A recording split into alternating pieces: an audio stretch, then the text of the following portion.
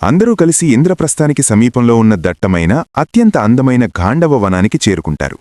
అర్జునుడు శ్రీకృష్ణుడు ఒకచోట కూర్చుని ప్రకృతి అందాలను ఆస్వాదిస్తూ ఉంటారు.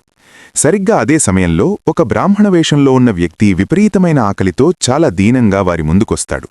మహావీరులారా, నాకు చాలా ఆకలిగా ఉంది, నా ఆకలి తీర్చడానికి ఏమైనా భోజనం పెడతారా అని అడుగుతాడు. వెంటనే కృష్ణార్జునులు వినయంతో, మహాత్మా, మీకేం కావాలో చెప్పండి, మీరు కోరింది ఏదైనా సరే తప్పకుండా ఏర్పాటు చేస్తాం అని మాటిస్తారు. ఆ మాట విన్న వెంటనే ఆ బ్రాహ్మణుడు తన నిజస్వరూపంలోకి మారిపోతాడు.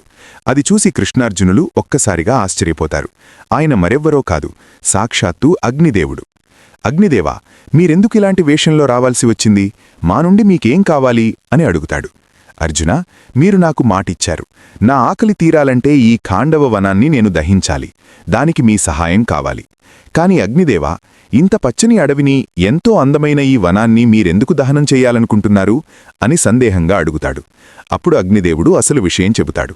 అర్జునా, పూర్వం శ్వేతకీ అనే ఒక మహర్షి చేసిన యజ్ఞంలో 12 ఏళ్లపాటు నిరంతరాయంగా నెయ్యిని ఆహారంగా తీసుకోవడం వల్ల నాకు అజీర్తి వ్యాధి సోకింది.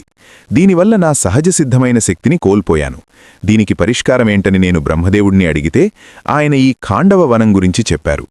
అనారోగ్యం తగ్గాలంటే ఖాండవ వనంలోని ఔషధగుణాలున్న వృక్షాలను ఆహారంగా తీసుకోవాలని, అప్పుడే నా శక్తి పునరుద్ధరించబడుతుందని చెప్పారు. అంతేకాదు అర్జున, ఈ వనంలో లోకానికి హాని చేసే ఎంతోమంది రాక్షసులు, విషసర్పాలు, భయంకరమైన జాతులు దాగి ఉన్నాయి. ఈ వనాన్ని దహనం చేస్తే అటు లోక కళ్యాణం జరుగుతుంది, ఇటు నా శక్తి నాకు తిరిగి వస్తుంది. అగ్నిదేవుడి మాటలు విన్న అర్జునుడు ఇంకేం ఆలోచించకుండా, అలాగే అగ్నిదేవా, మీరు వెంటనే ఈ వనాన్ని దహనం చేయడం మొదలుపెట్టండి.